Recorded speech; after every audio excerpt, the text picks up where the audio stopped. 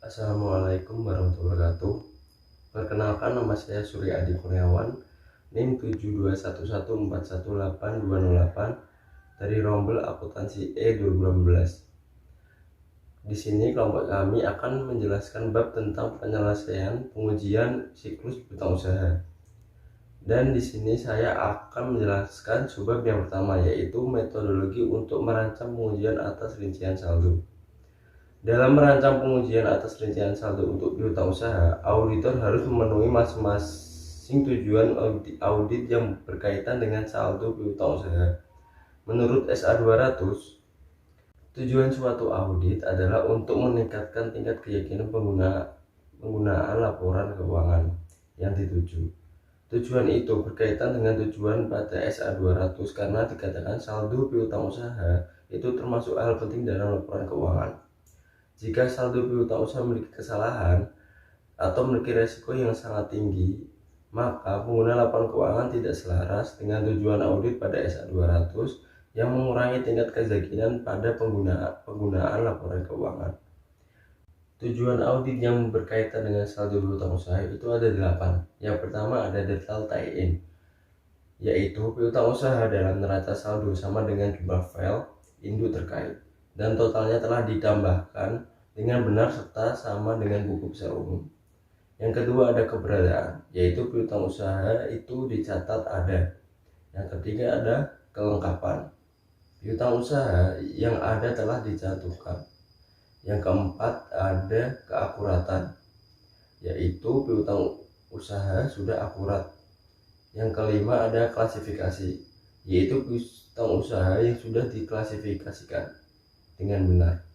Yang keenam ada pisah batas, yaitu pisah batas piutang usaha yang sudah benar. Yang ketujuh ada nilai realisasi, yaitu piutang usaha dinyatakan pada nilai realisasi. Yang kedelapan adalah hak, yaitu klien memiliki hak atas piutang usaha. Dari subbab yang pertama, metodologi atas pengujian rincian saldo itu terdapat 3 tahap. Tahap yang pertama itu terdiri dari 2 bagian. Yang pertama yaitu mengidentifikasi resiko bisnis klien yang mempengaruhi piutang usaha. Yang kedua yaitu menetapkan salah saji yang dapat ditoleransi dan menilai resiko inherent. Kita bahas yang pertama, yaitu mengidentifikasi resiko bisnis klien yang mempengaruhi piutang usaha. Auditor mempelajari industri dan lingkungan eksternal klien serta mengevaluasi tujuan manajemen dan proses bisnis untuk mengidentifikasi resiko bisnis klien yang signifikan yang dapat mempengaruhi laporan usaha, termasuk piutang usaha. Penjelasan itu terkait juga dengan SA seksi 329 yang berisikan prosedur analitik merupakan bagian penting dalam proses audit, terdiri dari evaluasi terhadap informasi keuangan yang dibuat dengan mempelajari hubungan yang masuk antara data keuangan yang satu dengan data keuangan lainnya, atau antara data keuangan ataupun dengan non-data keuangan. Kaitan penjelasan di atas dengan SAS seksi 329 yaitu evaluasi tujuan keuangan yang dapat diartikan dengan prosedur analitik. Untuk mendapatkan pemahaman tersebut, auditor harus melaksanakan juga prosedur analitis pendahuluan yang menunjukkan kenaikan resiko atas resiko salah saji piutang usaha tersebut. Selanjutnya yaitu bagian 2 dari tahap 1, yaitu menetapkan salah saji yang dapat ditoleransi dan menilai resiko inherent. Dalam melaksanakan tugasnya, auditor pertama-tama akan memutuskan pertimbangan pendahuluan mengenai materialistis laporan keuangan secara keseluruhan, dan kemudian mengalokasikan jumlah pertimbangan pendahuluan di setiap akun neraca yang signifikan termasuk piutang usaha. Alokasi ini disebut dengan penetapan salah saji yang dapat ditoleransi. Mohon maaf, ada yang kelewatan, yaitu tahap 1 itu terdiri dari 3 bagian. Bagian yang terakhir ini akan saya jelaskan, yaitu bagian yang ketiga, menilai resiko pengendalian untuk siklus penjualan dan penagihan, Aspek utama yang harus diperhatikan oleh auditor dalam pengendalian internal yaitu ada 3. Yang pertama, pengendalian yang mencegah untuk mendeteksi penggelapan. Yang kedua, pengendalian terhadap bisa batas. Yang ketiga, pengendalian yang terkait dengan penyisian piutang tak tertagih. Selanjutnya, tahap yang kedua adalah merancang dan melaksanakan pengujian, pengendalian, dan pengujian substantif atas transaksi. Hasil pengujian pengendalian akan menentukan apakah penilaian risiko pengendalian untuk penjualan dan penerimaan kas harus direvisi. Sedangkan auditor menggunakan hasil pengujian substantif atas transaksi untuk menentukan sejauh mana risiko dideteksi yang direncanakan dan dipenuhi bagi setiap tujuan audit yang berkaitan dengan saldo piutang usaha, kaitan dengan SA 326. Dan menurut SA 326, dalam memilih pengujian substantif tertentu untuk mencapai tujuan audit yang ditetapkan, auditor independen mempertimbangkan antara lain risiko salah satu material dan laporan keuangan, termasuk tingkat risiko pengendalian taksiran, serta efisien dan efektivitas pengujian yang diharapkan dari pengujian tersebut. Pertimbangan auditor independen meliputi sifat dan materialitas unsur-unsur yang diuji, jenis dan bukti audit yang tersedia, dan sifat tujuan audit yang dapat dicapai. Selanjutnya, tahap yang ketiga yaitu merancang dan melaksanakan prosedur analitis. Sebagian prosedur analitis yang dilaksanakan di tahap pengujian yang terinci dilakukan setiap tanggal neraca. Tetapi sebelum pengujian atas rincian saldo, auditor melaksanakan prosedur analitis untuk siklus penjualan dan penagihan secara keseluruhan, bukan hanya untuk piutang usaha saja. Hal ini memang harus demikian karena hubungan antara akun-akun laporan laba rugi dan neraca. Jika auditor mengidentifikasikan salah saji, mungkin di dalam retur dan pengurangan penjualan dengan menggunakan prosedur analitis, piutang usaha mungkin akan mengoffsetkan salah saji tersebut. Saya Yuliana Rizkawati, NIM 72114181. Pada kesempatan kali ini, saya akan melanjutkan presentasi teman saya, dan saya akan membahas tentang merancang pengujian atas rincian saldo piutang usaha. Jadi, konfirmasi piutang usaha merupakan pengujian atas rincian saldo piutang usaha yang lebih penting. Ketika kita membahas tentang pengujian atas rincian saldo piutang usaha, kita lebih berfokus pada tujuan audit yang berkaitan dengan saldo. Dan kita mengasumsikan dua hal. Yang pertama adalah auditor telah menyelesaikan kertas kerja perencanaan bukti. Dan yang kedua adalah auditor telah memutuskan resiko deteksi yang direncanakan atas pengujian atas rincian saldo yang bagi setiap tujuan audit berkaitan dengan saldo. Lalu, selanjutnya adalah tujuan audit yang berkaitan dengan rincian saldo piutang usaha. Yang pertama adalah piutang usaha ditambahkan dengan benar sama dengan file induk dan buku besarnya. Auditor dapat memverifikasi saldo dengan yang ada di buku besar dan file induk. Dan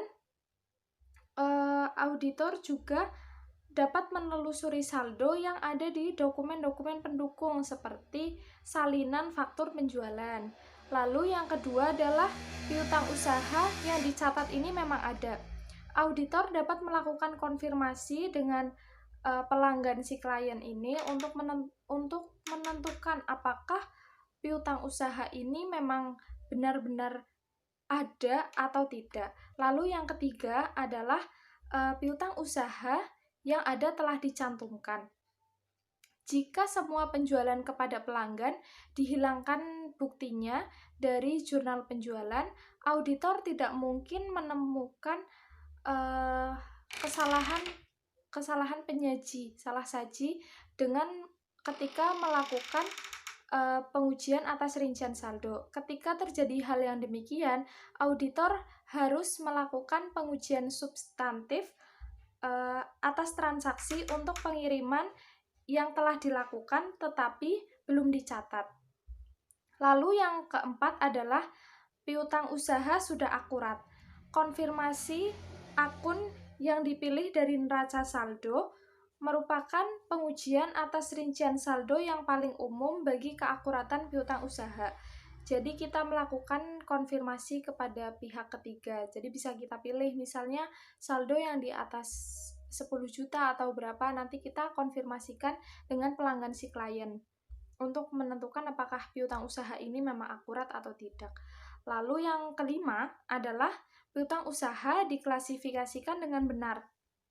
Untuk memenuhi klasifikasi tujuan audit yang berkaitan dengan saldo dan untuk memenuhi tujuan penyajian dan pengungkapan. Jadi piutang ini harus diklasifikasikan dengan benar karena berkaitan dengan tujuan audit yang berkaitan dengan saldo. Lalu yang keenam itu ada pisah batas piutang usaha sudah benar atau belum. Jadi pisah batas ini untuk memverifikasi ketika ada transaksi yang berkaitan dengan akhir periode itu sudah benar atau belum. Misalnya ini transaksi penjualan di tanggal 28 Desember 2018 dan kita mengaudit untuk laporan keuangan perusahaan di tahun 2018 itu. Jadi kita melihat apakah transaksi itu sudah benar masuk di tahun 2018 atau seharusnya malah ikut di 2019. Jadi itu adalah tujuan dari pisah batas piutang usaha. Lalu yang ketujuh adalah piutang usaha dinyatakan pada nilai realisasi. Nilai realisasi piutang usaha sama dengan piutang usaha kotor dikurangi dengan penyisihan piutang tak tertagih. Jadi di sini auditor harus melihat apakah saldo piutang tak tertagih yang dibuat oleh perusahaan ini masuk akal atau tidak, tetapi juga dengan melihat pertimbangan-pertimbangan berdasarkan fakta yang ada. Lalu yang kedelapan adalah klien memiliki hak atas piutang usaha. Jadi ketika kita melakukan konfirmasi piutang usaha kepada pelanggan si klien, tetapi ternyata piutang yang kita konfirmasi ini sudah digadaikan, sudah bukan haknya dari si klien kita. Berarti percuma ketika si pelanggan klien ini mengkonfirmasi kepada kita, padahal itu sudah tidak menjadi haknya si klien. Jadi auditor juga ketika terjadi hal demikian, auditor dapat mereview hasil rapat, lalu membahasnya dengan klien, dan melihat dokumen-dokumen pendukung seperti dokumen korespondensi. Lalu yang terakhir adalah penyajian dan pengungkapan piutang usaha. Ketika menguji penjualan dan piutang usaha, auditor harus memahami serta mengevaluasi kelayakan kebijakan pengakuan pendapatan klien untuk menentukan apakah hal tersebut sudah diungkapkan dengan layak dalam laporan keuangan. Jadi untuk menentukan apakah ini layak atau tidak sesuai standar atau belum, seperti itu. Demikian yang dapat saya sampaikan. Selanjutnya akan dilanjutkan oleh teman saya. Terima kasih. Selanjutnya kita akan masuk ke bagian konfirmasi piutang usaha. Nah, konfirmasi piutang usaha ini dibahas dalam standar auditing 505, di mana standar auditing tersebut membahas tentang konfirmasi kepada pihak eksternal. Nah, untuk mendapatkan bukti yang relevan tentang rincian saldo atas piutang usaha dari suatu perusahaan, auditor biasanya mencari bukti dengan mengkonfirmasi dari luar. Jadi, tujuan utama konfirmasi piutang usaha ini adalah untuk memenuhi keakuratan, eksistensi, serta pisah batas. Standar auditing ini mengharuskan untuk melakukan konfirmasi atas piutang usaha dalam situasi yang normal. Nah, di dalam SAS 67 UA 303 ada 3 pengecualian terhadap pengharusan konfirmasi ini. Jadi yang pertama, piutang usaha tidak material. Kedua, auditor mempertimbangkan bahwa bukti tersebut tidak efektif karena informasi di dalam bukti terhadap piutang usahanya tersebut itu kurang dapat diandalkan atau tidak memadai. Tiga, yaitu gabungan antara risiko inherent dengan resiko pengendalian cukup rendah. Jadi kesimpulannya, jika klien tersebut memiliki pengendalian yang efektif juga resiko inherent yang rendah, maka persyaratan bukti untuk mengumpulkan konfirmasi tersebut bisa melalui dengan pengujian pengendalian, pengujian substantif, bahkan melakukan prosedur analitis. Nah, apabila auditor memutuskan untuk tidak melakukan konfirmasi piutang usaha, maka justifikasi untuk melakukan hal tersebut itu tetap harus didokumentasikan dalam file audit. Bila auditor memutuskan melakukan konfirmasi piutang usaha, jadi sebelumnya auditor juga harus memilih konfirmasi apa yang akan digunakan. Nah, pertama itu ada konfirmasi positif. Itu konfirmasi yang dilakukan kepada debitur untuk mengkonfirmasi apakah saldo yang ada itu udah benar atau belum. Ada namanya formulir kosong. Jadi ini merupakan jenis konfirmasi yang tidak menyatakan apakah ini benar atau tidak, tetapi pihak debitur sendiri harus mencatat jumlah nominalnya dan informasi-informasi yang dapat diberikan kepada auditor. Terus ada juga konfirmasi faktur. Nah, kalau konfirmasi faktur ini sesuai namanya, jadi faktur-fakturnya yang akan dikonfirmasi, bukan piutang usaha langsung kepada pelanggan. Ada konfirmasi negatif. Nah, konfirmasi ini juga kepada debitur, tetapi konfirmasi ini dilakukan apabila debitur itu tidak setuju dengan jumlah yang dinyatakan. Tapi konfirmasi negatif ini juga tidak sembarangan untuk dilakukan. Jadi konfirmasi negatif memenuhi apabila memenuhi persyaratan berikut. Pertama, piutang usaha tercipta dari jumlah-jumlah yang besar dari akun-akun yang kecil. Kedua, penilaian resiko atas pengendalian dan juga atas resiko inherent itu rendah nilainya. Terus yang terakhir adalah tidak ada alasan untuk percaya bahwa penerima konfirmasi itu harus memberikan pertimbangannya. Selanjutnya, kita akan membahas penetapan waktu pada konfirmasi piutang usaha. Bukti yang dapat diandalkan pada konfirmasi yaitu bukti yang diperoleh jika konfirmasi tersebut dikirimkan dekat dengan tanggal neracanya. Nah, akan tetapi untuk memenuhi audit dengan waktu yang tepat, jadi auditor juga perlu mengkonfirmasi bahwa saldo tersebut juga perlu mengkonfirmasi piutang usaha pada tanggal-tanggal interim. Selain mengetahui penetapan waktu, juga ada keputusan sampling. Untuk menentukan sampel audit, kita harus mempertimbangkan tujuan prosedur yang dilakukan, juga harus mengetahui karakteristik dari populasi yang akan menjadikan sumber dari sampel ini.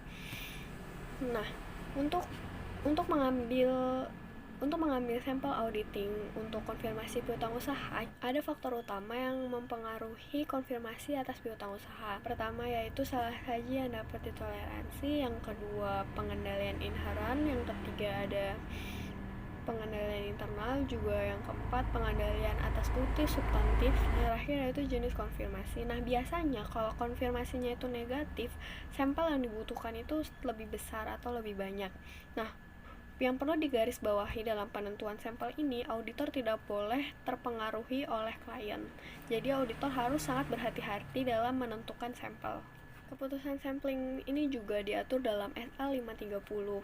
Selanjutnya juga ada verifikasi alamat dan juga melaksanakan pengendalian. Nah, prosedur ini harus dilakukan. Jadi auditor itu harus memverifikasi alamat maupun alamat tempat dan alamat email yang dipakai dalam konfirmasi. Nah, selanjutnya untuk melakukan verifikasi tersebut, auditor juga harus melaksanakan pengendalian atas konfirmasi tersebut hingga konfirmasi tersebut dikembalikan dari pelanggan.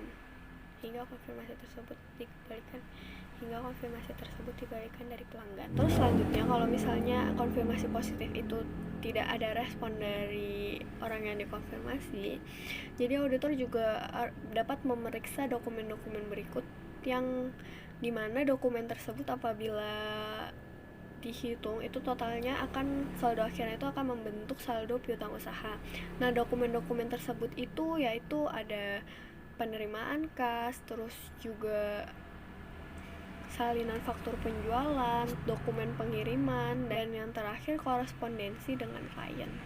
juga dalam beberapa kejadian bahwa konfirmasi tersebut tuh nggak pasti benar. Jadi ada beberapa perbedaan yang terjadi pada saat kita mengkonfirmasi. Nah, jadi auditor juga harus dapat menganalisis perbedaan-perbedaan tersebut.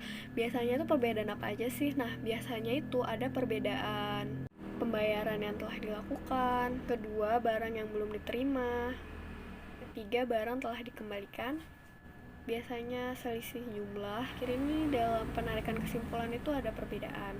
Selanjutnya untuk menarikan kesimpulan dalam konfirmasi piutang, keputusan akhir mengenai piutang usaha apabila bukti yang dikumpulkan itu telah mencukupi dan auditor telah menguji atas pengendalian inheran, pengendalian substantif atas transaksi, pengendalian internal, juga pengujian atas prosedur analitis dan pengujian atas pengendalian substantif lainnya itu telah dilakukan sehingga auditor dapat menarik kesimpulan tentang saldo piutang usaha. Mengembangkan program audit bagi pengujian yang terinci. Nah, dalam kasus ini kita menggunakan Hillsborough-Hatworthy, di mana auditor senior menyiapkan kertas kerja perencanaan bukti sebagai alat bantu untuk membantu memutuskan luas pengujian atas rincian saldo yang direncanakan. Auditor senior menyiapkan kertas kerja untuk melakukan pengujian atas rincian saldo yang akan dilaksanakan. Nah, sumber-sumber setiap barisnya itu ada sebagai berikut. Pertama, yaitu salah saji yang dapat ditoleransi. Yang kedua, resiko audit yang dapat diterima.